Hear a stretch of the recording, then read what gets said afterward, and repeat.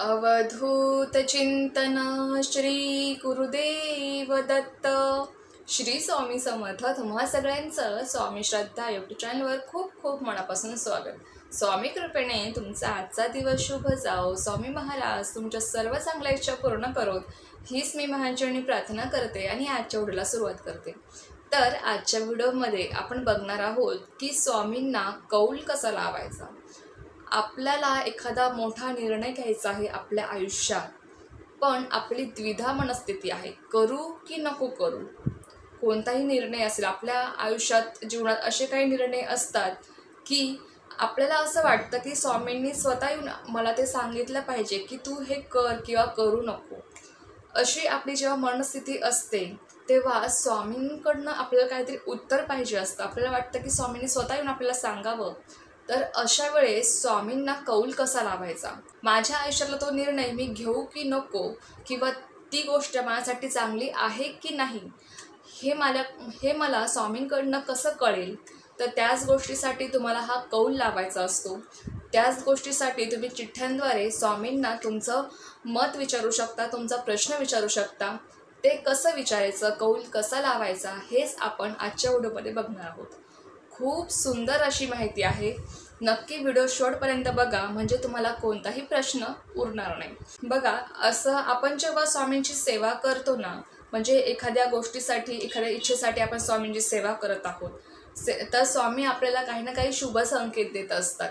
जसं की दिव्यामध्ये फूल तयार होणं, किंवा आपण अगरबत्ती लावली आहे तर अगरबत्तीचा धूर स्वामींकडे जातो, किंवा सरळ आपल्या दिशेने सतत येत असतो, तो सुद्धा स्वामींचा एक शुभ संकेत आहे. आपण स्वामींना फूल वाहिलं आहे स्वामींच्या फोटोलावरती आणि ते फूल अचानक खाली पडणं, हा सुद्धा स्वामींचा शुभ संकेत आहे. म्हणजे आपल्या आयुष्यात रोज आपल्याला छोटे मोठे काही ना काही निर्णय घ्यावेच लागतात. प्रत्येकाच्या आयुष्यात छोटे मोठे निर्णय आपल्याला घ्यावेच लागतात. तर आपण एखाद्या गोष्टीसाठी स्वामींची सेवा करत आहोत, तर जी सेवा आपण करत आहोत त्या सेवेदरम्यान आपण सेवेला बसलो आहे, तर स्वामी आपल्याला काही ना काही शुभ संकेत देत असतात की तुझी सेवा माझ्यापर्यंत पोहोचली आहे. परंतु आपल्या आयुष्यात एखादे निर्णय असे असतात इतके मोठे की असं त्यावेळेस वाटतं की स्वामींनी मला स्वतः तो निर्णय सांगायला पाहिजे येऊन. स्वामी प्रत्यक्षात असते आज, तर मी स्वामींनाच जाऊन विचारलं असतं की स्वामी मी हे करू की नको, स्वामी माझ्यासाठी चांगलं आहे की नाही. असं खूप वेळेस आपल्याला वाटतं. बघा, आपल्या आयुष्यात खूप मोठे निर्णय असतात. जसं एखादी जागा खरेदी करणं, घर घेणं, तो सुद्धा निर्णय आपल्यासाठी खूप महत्त्वाचा असतो. घर घेणं, जागा खरेदी करणं, लग्न करणं, जॉब करणं, नोकरी करणं, किंवा मला नोकरी मिळेल की नाही स्वामी, मी एवढा प्रयत्न करत आहे पण मला अपयशच मिळत आहेत, माझ्या नशिबात नक्की काय लिहिलं आहे, मला नोकरी मिळेल की नाही, किंवा मी हा जॉब करू की नको, हा जॉब माझ्यासाठी चांगला आहे की नाही. मी एखादं काम करते आहे पण त्या कामात मला असं वाटतं की एकीकडे मला असं वाटतं की हे काम माझ्यासाठी चांगलं आहे आणि दुसरीकडे असं वाटतंय की मी हे काम नको करायला, माझ्यासाठी ते चांगलं नाही आहे. अशी जेव्हा आपली द्विधा मनस्थिती असते तेव्हा आपण स्वामींकडनं आपला निर्णय, स्वामींकडनं आपण उत्तर कसं मिळवायचं, स्वामी आपल्याला काय सांगत असतात हे जाणून घेण्यासाठी आपण स्वामींना कौल लावत असतो. तो कौल कसा लावायचा ते बघा. आता समजा मी माझं एखादं उदाहरण देते. मला घर खरेदी करायचं आहे. मी ते घर असेल, काही असेल, प्लॉट असेल, घर असेल, मी ते बघायला गेली, पण मला एकीकडे असं वाटतं की हे माझ्यासाठी चांगलं आहे आणि दुसरीकडे असं वाटतंय की हे माझ्यासाठी चांगलं नाही, किंवा इथे माझी कुठेतरी फसवणूक होऊ शकते असं मला वाटत आहे. आणि एकीकडे माझं मन सांगतं की नाही, माझ्यासाठी ही एक सुवर्ण संधी आहे. तर अशा वेळेस मी काय करेल, स्वामींसमोर बसेल, स्वामींना सांगेल माझा प्रश्न आणि स्वामींकडनं मी उत्तर जाणून घेईल की स्वामी माझ्यासाठी काय चांगलं आहे. अशा वेळेस तुम्ही काय करायचं आहे बघा. तुमच्या आयुष्यात तुम्हाला कोणताही मोठा निर्णय घ्यावा लागला, कोणत्याही स्थितीत, लग्नसुद्धा आपल्यासाठी खूप मोठा निर्णय असतो की समोरची व्यक्ती आपल्याला कशी भेटेल, ती कशी असेल, पण आपण स्वामी भक्त आहोत तर स्वामी आपलं काही वाईट करणार नाही. स्वामी जे काय करतील ते चांगलंच करणार आहे. पण जेव्हा आपली द्विधा मनस्थिती असते, काय करावं काही सुचत नाही, तेव्हा असा कौल तुम्ही स्वामींना लावू शकता. कौल लावताना काय करायचं आहे बघा. स्वामींना 2 चिठ्ठ्या तुम्हाला लिहायच्या आहेत. एका चिठ्ठीत लिहायचं आहे श्री स्वामी समर्थ. आता समजा मला एखादा फ्लॅट खरेदी करायचा आहे, मी माझंच उदाहरण सांगते.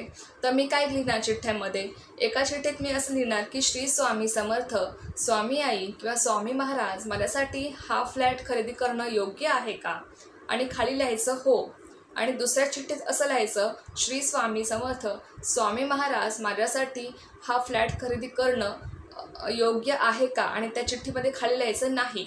म्हणजे हो आणि नाही अशा 2 चिठ्ठ्या तुम्हाला लिहायच्या आहेत. किंवा तुम्ही तुमचा कोणताही प्रश्न न त्या चिठ्ठीमध्ये लिहिता फक्त तुम्ही हो किंवा नाही एवढं जरी लिहिलं त्या 2 चिठ्ठ्यामध्ये तरी चालणार आहे. शेवटी स्वामींना सगळं काही समजतंच. आपला प्रश्नही स्वामींना समजत असतोच. स्वामी अंतर्यामी आहेत. स्वामींना आपल्या अंतर्मनाचं सगळं काही जाणत असतात स्वामी. तुम्हाला एवढं सगळं लिहिण्याचं अवघड वाटत असेल, तुम्ही फक्त एका चिठ्ठीत हो लिहा आणि एका चिठ्ठीत नाही लिहा. तुमचा कोणताही निर्णय असू द्या, कोणताही तुमचा प्रश्न असू द्या, फक्त एका चिठ्ठीत तुम्ही हो लिहा किंवा एका चिठ्ठीत नाही लिहा. तर त्या चिठ्ठ्या तुम्हाला घ्यायच्या आहे. 10 मिनिटं तुम्हाला नामस्मरण स्वामींचं करायचं आहे. स्वामींसमोर दिवा लावायचा, अगरबत्ती लावायची आणि स्वामींचं नामस्मरण करायचं आहे. 1 माळ घ्या स्वामींची, 3 माळ घ्या, 5 माळ घ्या, 11 माळी घ्या किंवा 10-15 मिनिटं तुम्ही नामस्मरण करा. स्वामींचं नामस्मरण करून झाल्यानंतर त्या चिठ्ठ्या तुम्हाला मिक्स करून स्वामींच्या चरणांपुढे टाकायच्या आहेत. बघा, कौल तुम्ही कोणत्याही दिवशी लावू शकता स्वामींना. सोमवार, मंगळवार, बुधवार, गुरुवार असं अजिबात नाही की तुम्ही गुरुवारीच लावला पाहिजे. कारण की आपल्या आयुष्यातले निर्णय जे असतात ते आपल्याला कधी कधी तत्काळ घ्यावं लागतात. त्यासाठी आपण गुरुवारचीच वाट बघत बसू शकत नाही. असंही कधी कधी होतं. पण तुम्हाला जर शक्य असेल, तुम्हाला जर वाटत असेल की मी गुरुवारीच कौल लावणार, तुम्ही गुरुवारी लावा, काही हरकत नाही.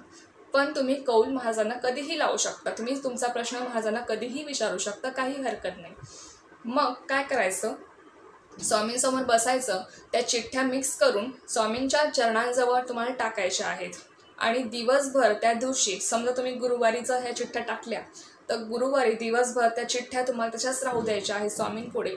आणि दुसऱ्या दिवशी म्हणजे शुक्रवारी सकाळी जेव्हा तुम्ही सुशीरभूत व्हाल, आंघोळ वगैरे करून तुमची देवपूजा झाली की स्वामींना तुम्ही ज्या चिठ्ठ्या टाकल्या होत्या, म्हणजे ज्या चिठ्ठ्यांद्वारे तुम्ही स्वामींना कौल लावला होता, त्यातली एक चिठ्ठी तुम्हाला उचलायची आहे. एकच चिठ्ठी उचलायची, त्यातली एक चिठ्ठी उचलायची आहे आणि त्या चिठ्ठीत जे काही लिहिलं असेल ते महाराजांचं उत्तर असेल, तोच महाराजांचा निर्णय आहे.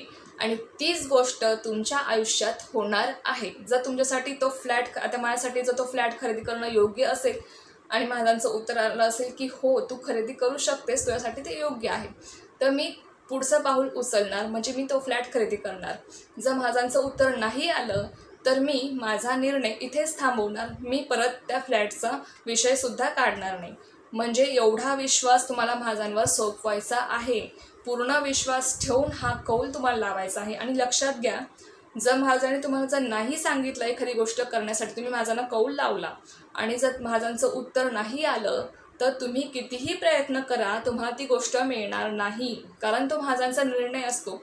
आणि महाराज आपले मायबाप आहेत, आपले गुरु आहेत. ते कधीही आपलं वाईट करणार नाही.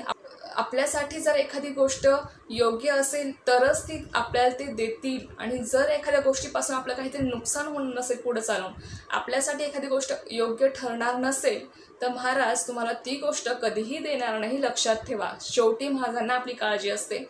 आपण महाराजांना समजू शकत नाही, पण महाराज आपल्याला पूर्णपणे ओळखत असतात की आपल्यासाठी काय चांगलं आहे आणि काय नाही. म्हणून महाराजांवर निशंक सगळा संपूर्णपणे स्वामींवर विश्वास ठेवून तुम्हाला स्वामींना कौल लावायचा आहे. आणि स्वामींचा जो निर्णय असेल तो तुम्हाला मान्य करायचा आहे. जरी स्वामींनी तुम्हाला नाही असं उत्तर दिलं तरीसुद्धा तुम्ही निराश होऊ नका. बघा, यासाठी मी तुम्हाला एक अनुभव सांगते. एका ताईंचं लग्न ठरलं होतं. तर त्यांनी त्या मुलाविषयी स्वामींना, त्यांची द्विधा मनस्थिती होती की तो मुलगा त्यांना चांगला वाटायचा किंवा एकीकडे त्यांना तो वाटायचा की हा मुलगा चांगला नाही. तर त्यांची द्विधा मनस्थिती असताना त्यांनी स्वामींना कौल लावला चिठ्ठ्यांद्वारे.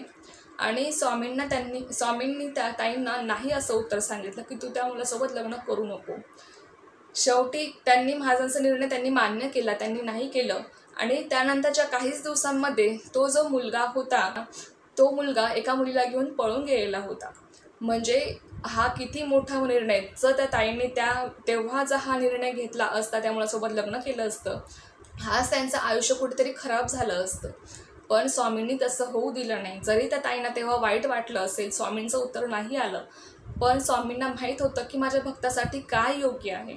म्हणून लक्षात ठेवा, जरी स्वामींचं उत्तर नाही आलं तरीसुद्धा तुम्ही निराश होऊ नका. पुढे चालून तुम्हाला समजेल की ती गोष्ट आपल्यासाठी योग्य नव्हती. म्हणून लक्षात घ्या, स्वामींचं उत्तर जर हो आलं तर तुम्ही तुमच्या आयुष्यात ती गोष्ट घडणार आहे, 100% घडणार आहे आणि त्या दिशेने तुम्ही पाऊल टाका. जर स्वामींचं उत्तर नाही आलं तर तुम्हाला तो तुमचा निर्णय जो काही आहे तो तिथेच तुम्हाला थांबवायचा आहे, पुढे जायचं नाही, हे लक्षात घ्या. आता बघा, काही काहींना प्रश्न असाही पडेल की ताई 2च चिठ्ठ्या आपण टाकतो, मग आपल्याला माहीत असतं की आपण कोणत्या चिठ्ठीत काय लिहिलं आहे आणि कोणत्या चिठ्ठीत काय लिहिलं आहे, मग आणि आपणच त्या चिठ्ठ्या उचलणार, तर मग आपल्याला माहीत असतं की आपण या चिठ्ठीमध्ये हे लिहिलेलं आहे. तर अशा वेळेस काय करायचं, एक तर तुम्ही त्या चिठ्ठ्या मिक्स करून स्वामींसमोर टाका, जेणेकरून तुम्हाला समजणार नाही. जरी तुम्हाला असं वाटत असेल तरी पण काय करायचं, तुम्ही त्या चिठ्ठ्या माझ्यासमोर ठेवून द्या. तुमच्या घरात कोणीही एखादं लहान मूल असेल, तुमचे आईवडील असतील, भाऊ बहीण असेल, मिस्टर असतील, तुमचा मुलगा असेल, कोणीही असेल, त्यांना दुसऱ्या दिवशी ती चिठ्ठी उचलायला लावा, त्यातली एक, आणि त्या चिठ्ठीत जे काही असेल तो महाजांचा निर्णय आहे तुमच्यासाठी, ही गोष्ट लक्षात ठेवा. तर अशा पद्धतीने तुम्हाला महाजांना कौल लावायचा आहे. बघा, महाजांना मी आणि माझे मिस्टरसुद्धा महाजांना बऱ्याच वेळेस जेव्हा असे मोठे निर्णय घ्यावे लागतात तेव्हा महाजांना आम्ही अशा पद्धतीने प्रश्न विचारत असतो. आणि खरंच तुम्हाला मी सांगते की महाराज जे काही उत्तर देतात ना ते आपल्यासाठी योग्यच असतं. असं बऱ्याच जणांचे अनुभव आहेत. बरेच जण महाजांना कौल लावतात. एवढंच काय, जे बाळप्पा महाराज होते ना ते सुद्धा महाराजांना चिठ्ठ्यांद्वारे अशाच प्रकारे कौल लावून ते महाराजांचा निर्णय विचारत असत. जे काही उत्तर निघालं त्यावर संपूर्ण विश्वास ठेवा. तुमच्यासोबत तीच गोष्ट घडणार आहे. जर स्वामींचं उत्तर नाही आलं तरी निराश होऊ नका. तुमच्या आयुष्यात त्यापेक्षाही जास्त काही चांगलं महाराजांनी लिहून ठेवलं असेल आणि त्याच्यापेक्षाही जास्त तुमच्या आयुष्यात ती गोष्ट योग्य नसेल म्हणून महाराजांनी तुम्हाला नाही असा निर्णय दिला आहे. ही गोष्ट मान्य करायची आणि महाराजांचा जो काही निर्णय आहे त्यावर तुम्हाला ठाम राहायचं आहे. म्हणून महाराजांना कौल लावा, पूर्ण श्रद्धेने विश्वासाने लावा. महाराज तुम्हाला योग्य मार्ग दाखवतील. तुमच्यासाठी जे योग्य आहे तेच महाराज करतील. ही गोष्ट लक्षात ठेवा. जर तुम्हाला अजूनही काही प्रश्न असेल तर तुम्ही मला कमेंट बॉक्समध्ये विचारू शकता. ही खूप छोटीशी पण खूप महत्त्वाची माहिती होती जी मला तुमच्यासोबत शेअर करायची होती. तर झालेली सेवा मी स्वामींचरणी रुजू करते आणि आजचा हा व्हिडिओ इथेच थांबवते. तुम्हाला जर ही माहिती आवडली असेल तर व्हिडिओला लाईक, शेअर, सबस्क्राईब करायला विसरू नका. पुन्हा भेटू अशाच एका नवीन व्हिडिओसोबत किंवा नवीन विषयासोबत. तोपर्यंत सर्वांना श्री स्वामी समर्थ. जय जय स्वामी समर्थ.